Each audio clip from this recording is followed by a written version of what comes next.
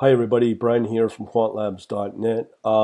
Just going to show you statistically looking at these returns of a few forex pairs. Just want to show you the history. Come to my channel at youtube.com slash quantlabs. And if you look for anything on stats, you will see a variety of Python scripts that I've written over the years on different analysis. So I'm about to show you the same.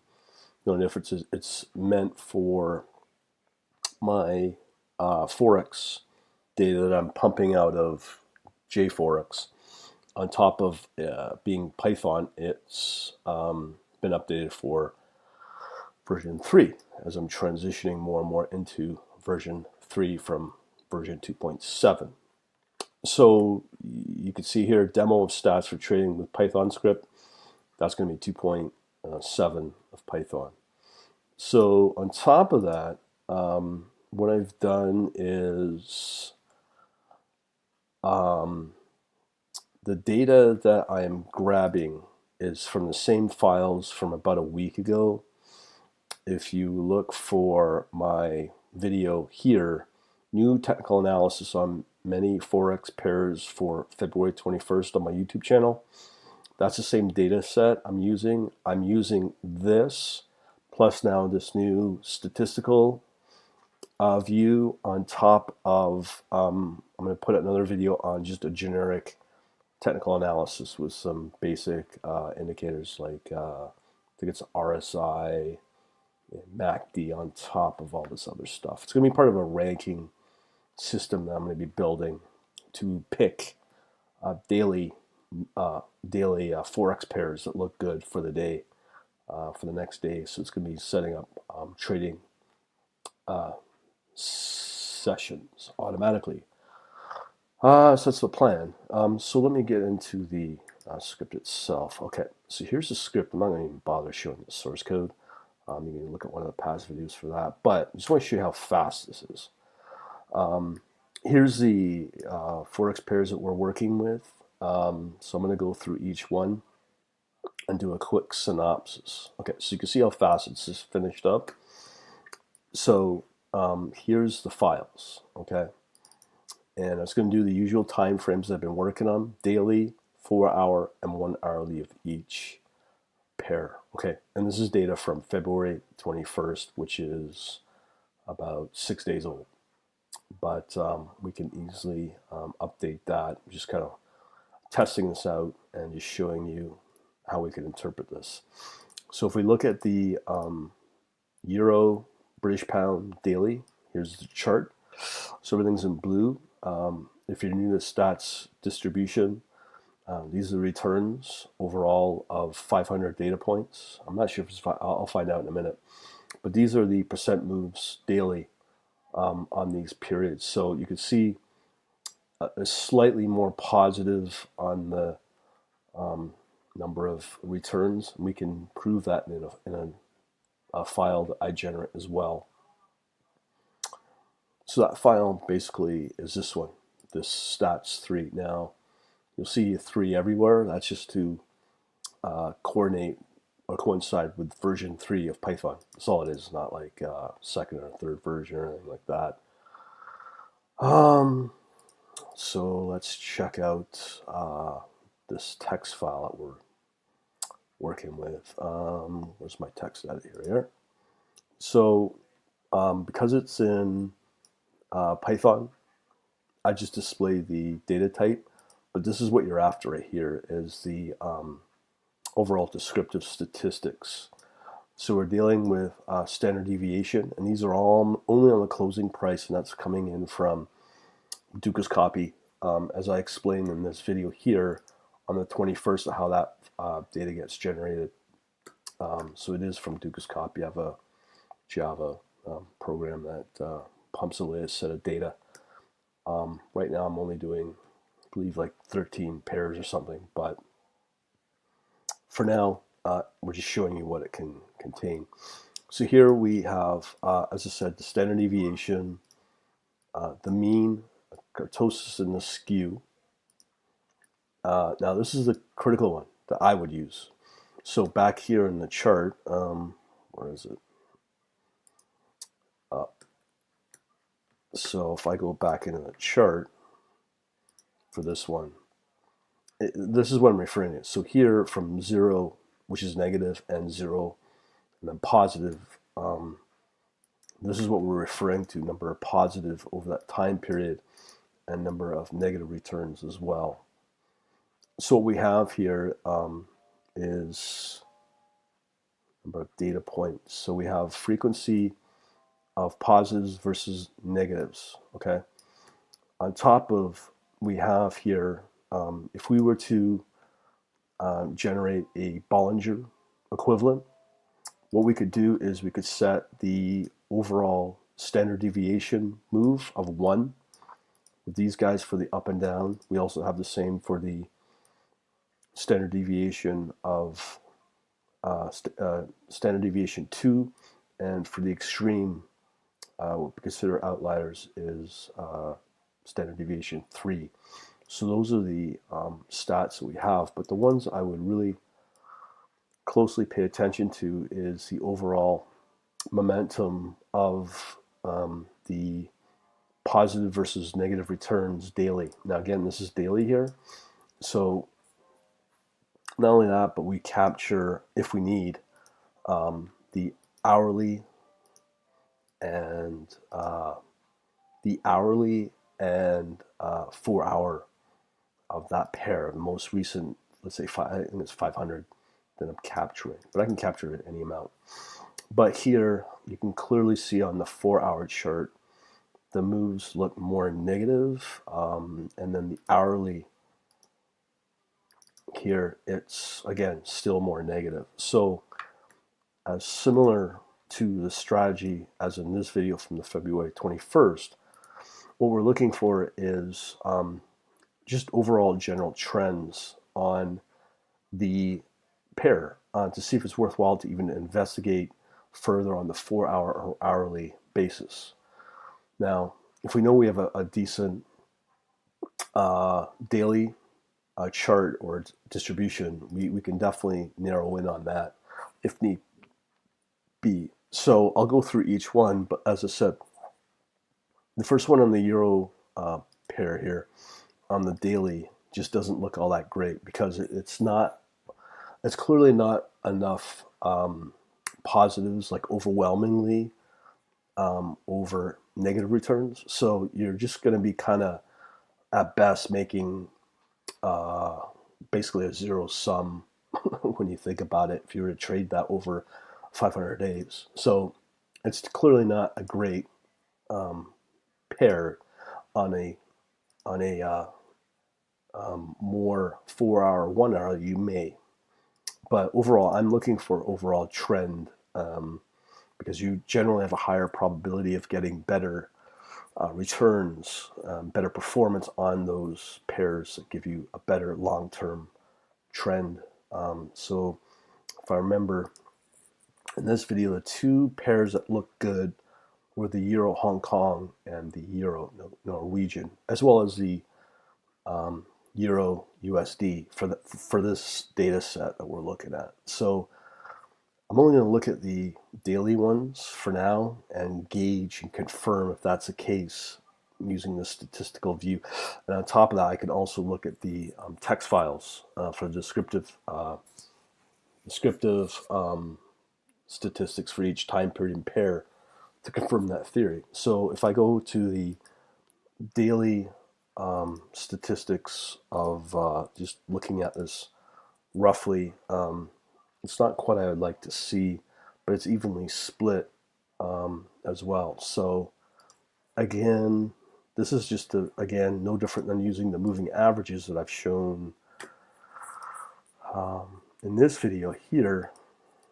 Let me just pull this one up. So the title of that video, if you write anything, that video is New Moving Average Technical Analysis on Many Forex Pair. So it's a similar view, but we're just doing it statistically now on the same data set. So we can kind of confirm our theory, not only on moving average, but we can also gauge it statistically to see if it's worth pursuing. So far what I'm seeing here with the Euro Hong Kong doesn't really generate a lot of excitement for me. But we can verify that by, again, looking at these number of positives versus negatives on a let me just see here, I've got the wrong file, on this statistics for the daily. So in this case, on the Euro Hong Kong, what we have here is we have 215 positive moves versus 211 moves. It's not exactly, just barely more positive than negative. So again, you're back to the zero sum game. Let's hope we can get some better data on the Euro, Norwegian here. So if we look at the distribution, again, it's evenly split, maybe slightly more, but we can easily quickly verify that here. Look at the text file. So again, actually, it's a little better. 224 positive returns versus 202 negative returns. So that's still a winner, I guess. But let's check out some of the other daily moves here. So we've checked the Hong Kong dollar, Euro Hong Kong, got the Euro British pound. We've checked, now we're going to do the Euro Swedish. Well, let's check out that on the statistics side. This is the quick and dirtiest way. So again, we have better, more returns for this one, Euro Swedish, 226 positives versus 204 negative returns. So that's probably as strong as the Norwegian. But again, we also knew that the Euro and US dollar might be pretty good too. So let's check that one out. So again, these are evenly split, nothing overwhelmingly saying which one has more positive trend, but let's just check out this puppy. So again, nothing to get excited about. 214 positive reviews, 214 positive returns versus 213. So I'll put still Euro Swedish and the Euro Nokian as the two best so far. So let's check out the British pound. British pound against the US. Again, it's pretty tough to say. So if I check out that one, again, I'm only looking at the daily moves. Actually, this one's pretty good. That is pretty good, actually. So we got 235 positive moves versus 192 moves. So that's quite interesting. With the British pound and US dollars quite strong there. Who knew? Or am I looking at the right one? Yeah, let me just make sure. But you can see how we get different views from, or different results from different views. So statistically, yeah, confirmed. British pound and the US dollar is quite good, actually. So surprise, surprise there. Let's check out New Zealand against the US dollar. Evenly split if you ask me visually, but again, we surprised ourselves before. So this one, New Zealand US dollar is 213 positive versus 210 negative. Nah. So let's do the US Canadian dollar.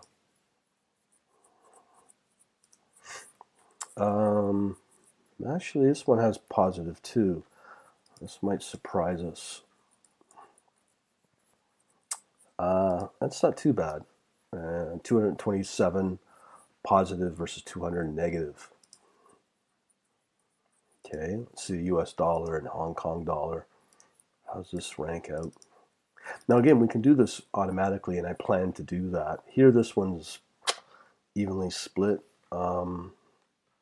Just see what this has. And we're planning to do this automatically. Actually, wow. US dollar, Hong Kong dollar. So what we have is 253 positives versus 172 negative. Wow. Okay, so again, as I said, we're going to do this automatically and have this ranked in a spreadsheet and have an overall ranking system to handpick those currencies that look really good. So this one's pretty surprising. US dollar and Japanese yen. To be honest, I never would have thought of this, but here we are doing this. Again, I'm not going to say anything about that until I see the statistic file. No, this one's actually more negative than positive. Again, USD against Norwegian, again the dollar. Let's check out this baby. Again, I bet you this one's not that exciting, but again, no.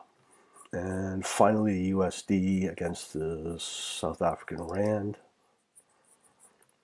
Again, we're going to have a lot more pairs, up to probably 60 pairs. So we have more negative than positive in this one. So quite clearly, I think it's a USD in Hong Kong. So interesting as that may be, let me just analyze this further against some other data. Okay, so again, hold on. I think I messed up. USD Hong Kong. Oh, that's the 4 hour. So we want this one.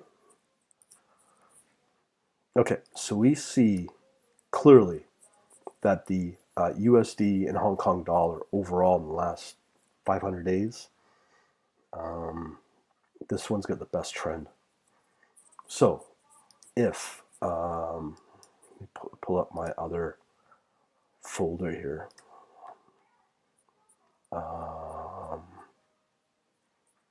Just go to my other folder with the Fibonacci stuff.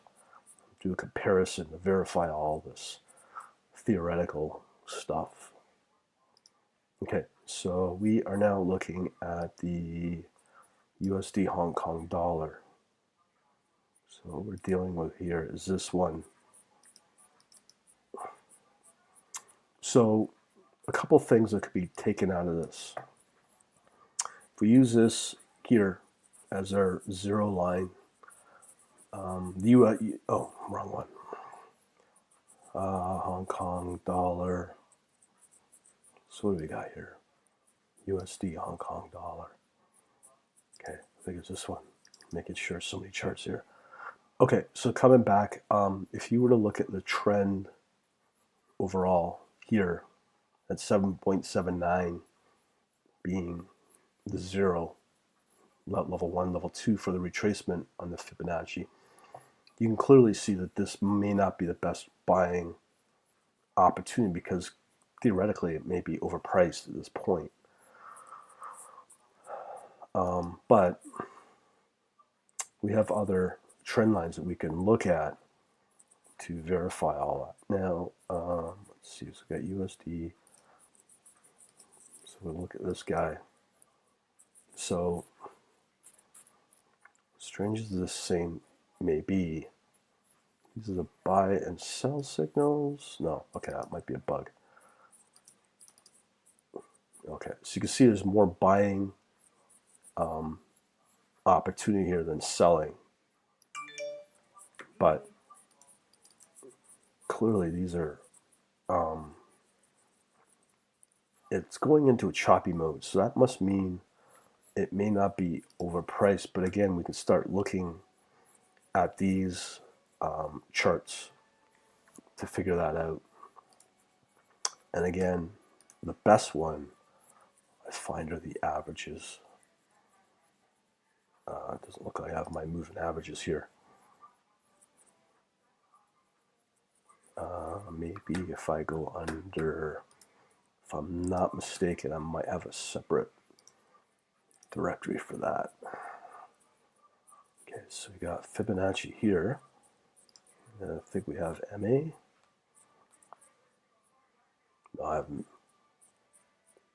No, I haven't